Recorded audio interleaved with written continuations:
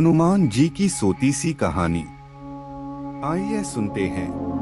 त्रेता युग में जब रावण ने सीता जी का हरण कर लिया तो उनकी खोज शुरू हुई।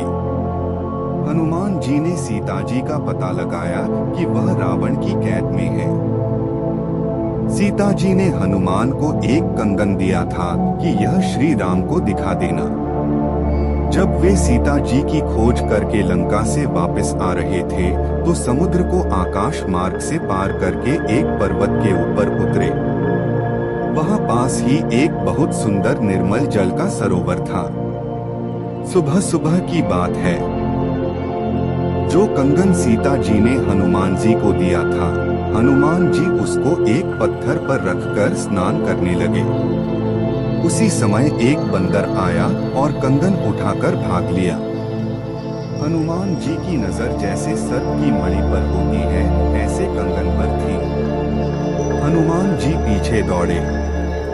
बंदर भागकर एक आश्रम में प्रवेश कर गया और उस कंगन को एक मटके में डाल दिया। वह बहुत बड़ा घड़ा था। जब उस कुंभ में हनुमान जी ने देखा तो ऐसे ऐसे कंगनों से वह घड़ा लगभग भरा हुआ था। हनुमान जी ने कंगन उठाकर देखा तो सारे ही कंगन एक जैसे थे। भेद नहीं लग रहा था। असमंजस में पड़ गया।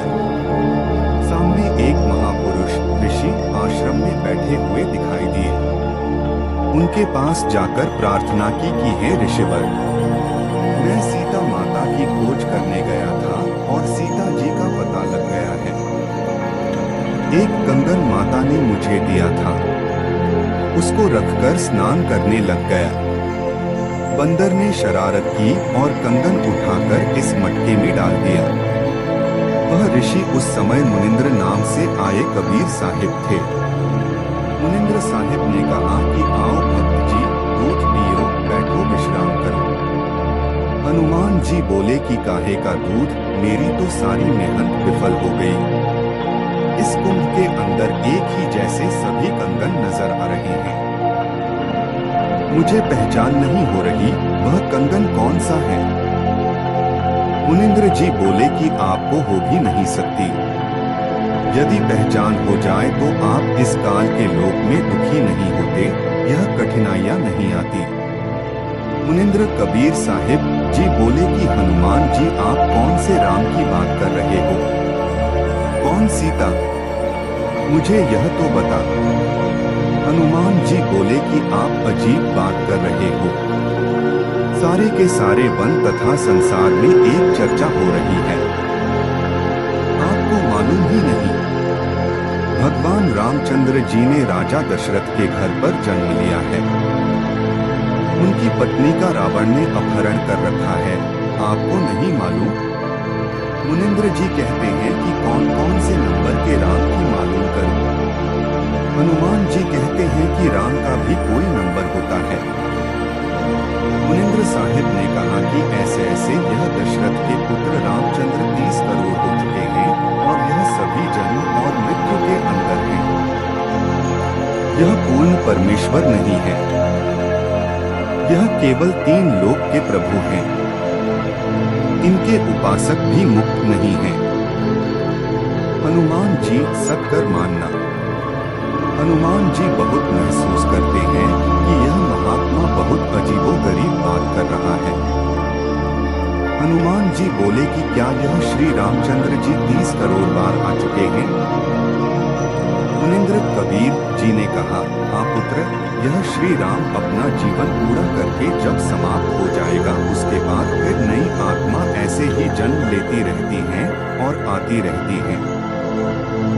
ऐसे ही तेरे जैसे हनुमान न जाने कितने होंगे। यह तो इस ब्रह्मा काल भगवान ने एक फिल्म बना रखी है, उसमें पात्र आते रहते हैं और इसी का प्रमाण यह कुंभ दे रहा है। इसमें जितने भी कंगन हैं, यह आप ही जैसे हनुमान आते हैं और वह बंदर इसमें कंगन डालता है। इस कुंभ के अंदर मेरी कृपा से एक शक्ति है कि जो भी वस्तु इसमें डाली जाती है, यह वैसी ही एक और बना देता है।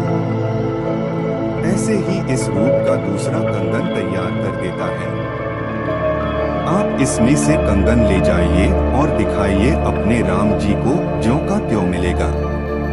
फिर कहा कि हनुमान जी सद्भक्ति करो, यह भक्ति तुम्हारी परिपूर्ण नहीं है, यह काल जाल से आपको मुक्त नहीं होने देगी।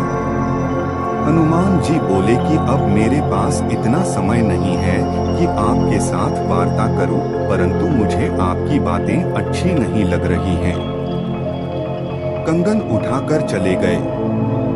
भगवान रामचंद्र जी रावण का वध करके सीता जी को वापस ले आए। कुछ दिनों के बाद हनुमान जी अयोध्या त्याग कर एक पहाड़ पर भजन कर रहे थे। यही दयालु परमेश्वर अपनी हंस आत्मा के पास गए तथा कहा कि राम राम भक्त जी। हनुमान जी ने ऋषि की तरफ देखा। फिर हनुमान जी बोले कि मुझे ऐसा लग रहा है कि आपको कहीं पर देखा हो।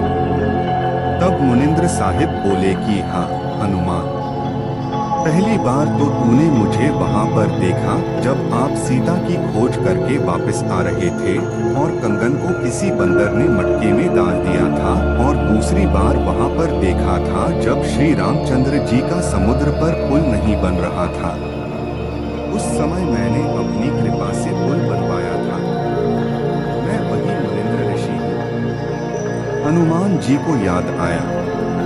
कहा कि आओ ऋषि जी बैठो, क्योंकि हनुमान जी बहुत प्रभु प्रेमी और अतिथि सत्कार करने वाले महापुरुष थे। कहा कि अब पहचान लिया।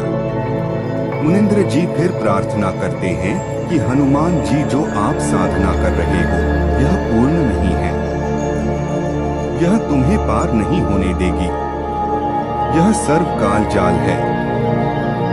सारी सृष्टि रचना सुनाए। हनुमान जी बहुत प्रभावित होते हैं। फिर भी कहा कि मैं तो इन प्रभु से आगे किसी को नहीं मान सकता। हमने तो आज तक यही सुना है कि यह तीन लोक के नाथ विष्णु हैं और उन्हीं का स्वरूप रामचंद्र जी आए हैं। अगर मैं आपके सतलोक को अपनी आंखों देखूं तो मान सकता हूँ। कबीर साहिब ने हनुमान जी को दिव्य दृष्टि दी और स्वयं आकाश में उड़कर सतलोक पहुंच गए। पृथ्वी पर बैठे हनुमान जी को सब वहां सतलोक का दृश्य दिखाए। साथ में यह तीन लोक के भगवानों के स्थान दिखाए और वह काल दिखाया जहां पर 1,00,000 जीवों का प्रतिदिन आहार करता है। उसी को ब्रह्मा, क्षर पुरुष तथा ज्योति स्वरूपी निरंजन कहते हैं। तब हनुमान जी ने कहा कि प्रभु नीचे आओ, क्षमा करना, दास ने आपके साथ अभद्र व्यवहार भी किया होगा, दास को शरण में लो। हनुमान जी को प्रथम नाम दिया, फिर सत्य नाम दिया और मुक्ति का अधिकारी बनाया।